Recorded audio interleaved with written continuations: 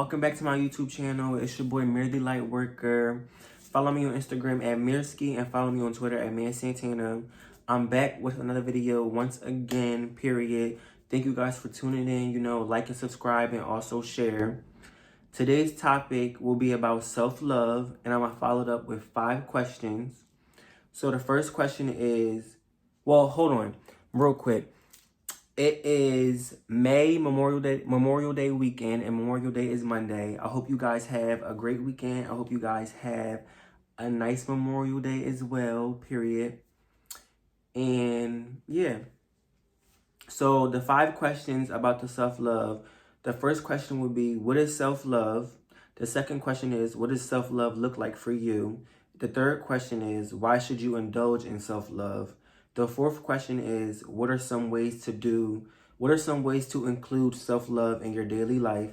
And lastly, the fifth question is, what are the benefits of loving yourself? So the first question is, what is self-love? Self-love is literally in the name, self-love. Self-love. It's basically when you love yourself unconditionally, regardless of how you feel in the moment, day, or year, your week, your day-to-day basis of life.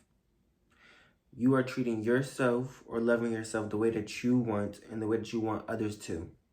Because that'll attract the right person and people for you. So basically, you just treating yourself the way that you want others to treat you, it'll start showing on the outside. It'll like change the frequency within yourself, and then you'll start attracting the right people for you. And everything's based off energy, frequency. So the people that you don't want in your life, the people that's not supposed to be around you, they'll all start disappearing, and you'll start having the right people come into your life, the right community and everything.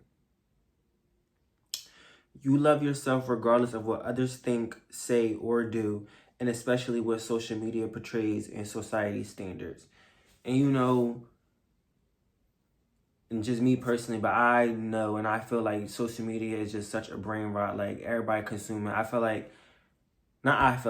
consume it too, but I know when to not overindulge in it. I give myself breaks. I make sure I do certain stuff before I start just mindlessly scrolling.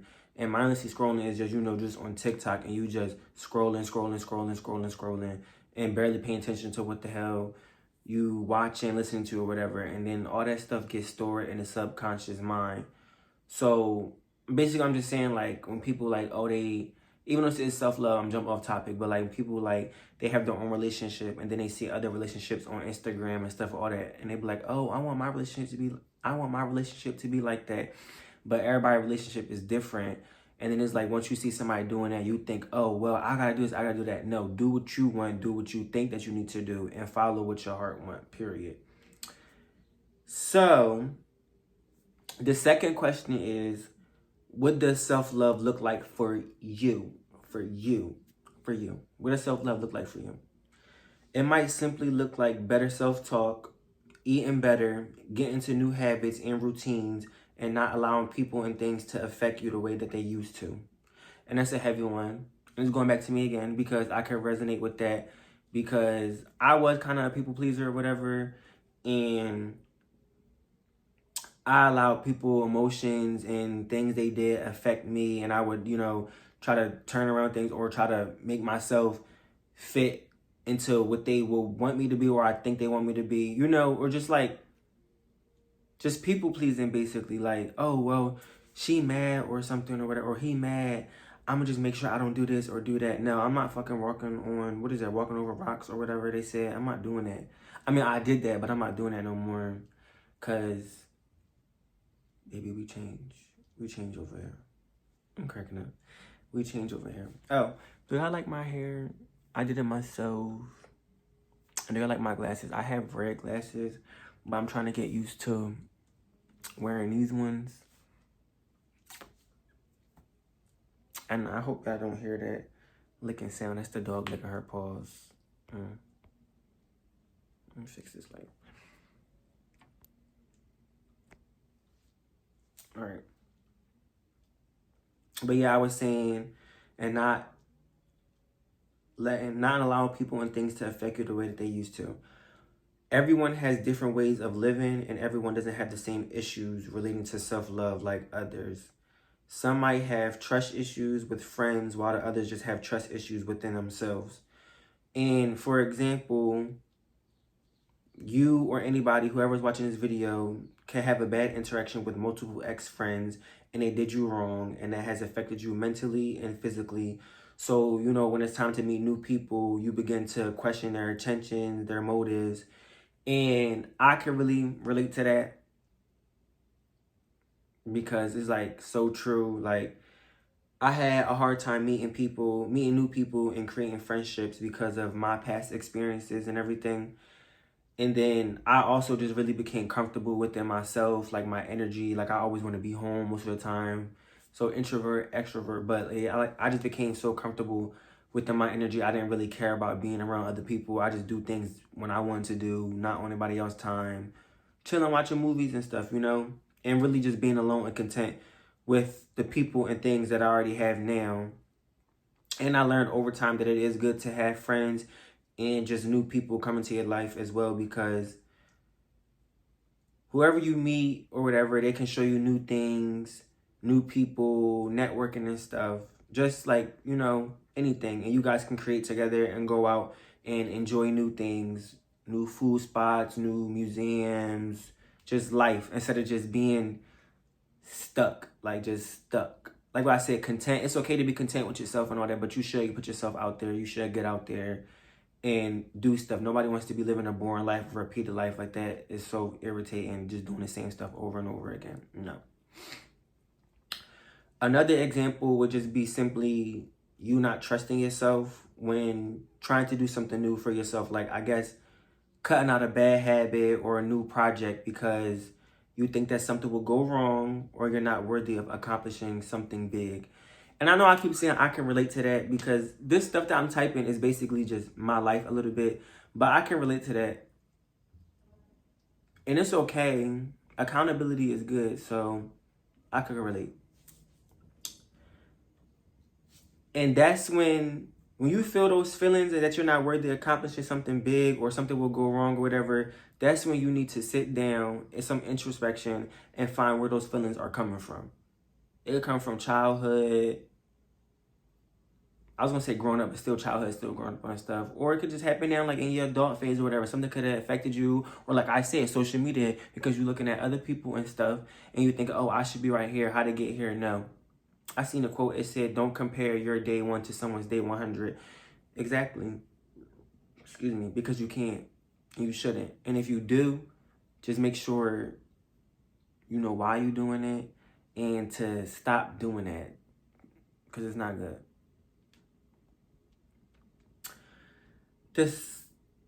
Hold on, I'm sorry, I'm trying to figure out what question we on, what numbers. The third question is, why should you indulge in self-love? I personally feel that you should begin a self-love journey because you will begin to notice things about yourself that you didn't know were there, like things that you like or a new way of viewing yourself and life in general. It doesn't have to be something you jump into quickly, but you could take baby steps, but be consistent with it as well. So you can take steps, which is basically, you know, action, but you can't just, oh, I want this. I want somebody to do this for me, or I want to do this and blah, blah, blah. And you just, you know, thinking about it, but you're not taking those steps to create a routine or a habit for you, you know, to just do it, not every day, but to just have it there. Like, you know, you can't just think of something and just expect it to just magically happen. You have to take, like what I said, baby steps and action and all of that. The fourth question is, what are some ways to include self-love in your daily life? I feel this is something I feel like this question is just something you guys should ask yourselves, because everyone is different and what works for you might not work for someone else. But you can simply just, you know, buy yourself an item you always wanted, like flowers, or just going out to eat by yourself for breakfast, lunch, dinner, or whatever. Or positive affirmations, positive daily affirmations. You can say them when you first wake up, when you go to bed, or, you know, just saying them out loud. You see those sticky notes. I got more. I got a lot right there. Let me fix this. I got a lot. Hold on. I got those affirmations right there, but I still say something like in a shower when I'm looking at myself in the mirror, and it can really help. There's this app called I Am, and you can set like a timer and how many you want affirmations and stuff. The speaker, sorry, but you can set a timer for how many affirmations you want and when you want them to come and everything. So I have some set. I have some set for 10:10 a.m. and 11:11 a.m. Those are angel numbers, but I feel like affirmations help you because they reprogram your mind. And like I said, when you take steps and you saying, oh, I am going to do this. I'm great. I can do this. I'm smarter than I was. Stuff like that. It reprograms your mind and you're able to do the things that you didn't think you were able to do, but you're able to do in there. Oh, treat yourself the way that you want to be treated. Treat yourself the way that you want to be treated, period.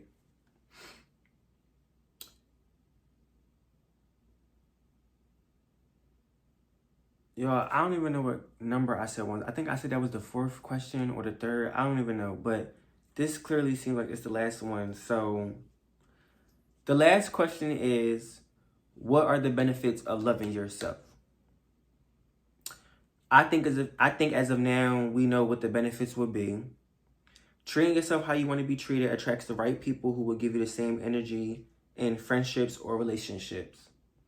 But I will also say it will also boost your confidence, the way you approach old and new situations, and an increase of positive boundaries. And also just the way that you speak to yourself and others.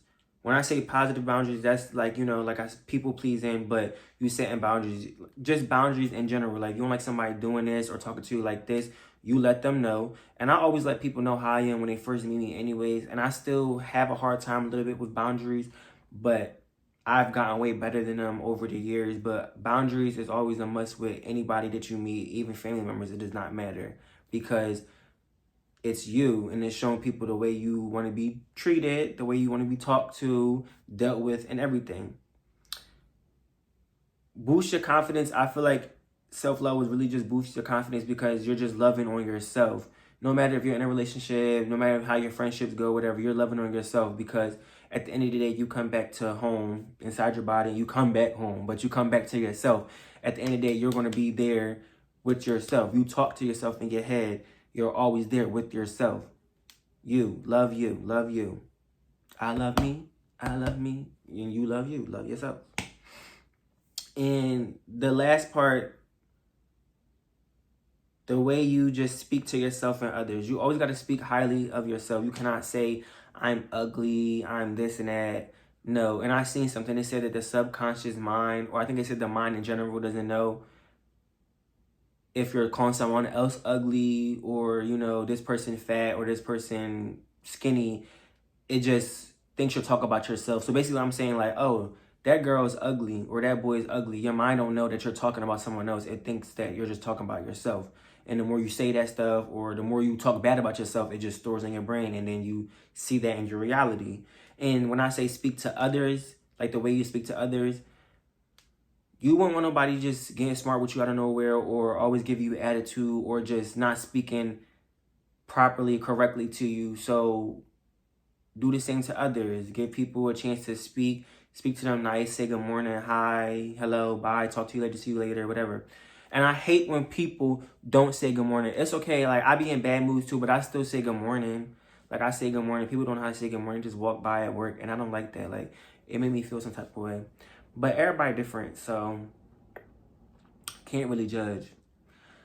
But that was everything. This was self-love. Self-love is always good, and I made this video because like I said, I can resonate with it, and a self-love journey is good, and I feel like it's never ending. And if it does feel like it ends at one point, maybe because you just took a pause, but you always want to find out new things that you like about yourself and new things you view. Like, change is good. You can't just be stuck. Like, when you grow up, and grow up, you're going to see things like that you like, and you look back like, oh, why did I like this? It's because that was you at the moment, and this is you now. But thank you guys once again, always, for tuning in. Like and subscribe. Like I said, follow me on Instagram at Mirski. Follow me on Twitter at Mir Santana. And it's your boy, Mir the Lightworker. And I'm out. Bye.